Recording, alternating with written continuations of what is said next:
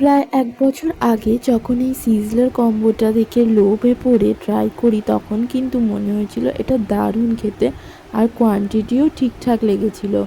But momo sizzler প্ল্যাটারটার দাম ছিল 279 excluding GST, আর প্ল্যাটারে ছিল 6 পিস মোমো নুডলস আর একটা মোমো বার্গার, তার সাথে ছিল কোল্ড ড্রিঙ্কস। আর অর্ডার নিতে গন্ডগোল হওয়ায় ওরা কিন্তু এক্সট্রা একটা কোল্ড ড্রিঙ্কসের অর্ডার নিয়েছিল, যেটা আমরা পরে বিল দেখে ক্যান্সেল করতে বলার পরেও যেটা ওরা রিমুভ করেনি।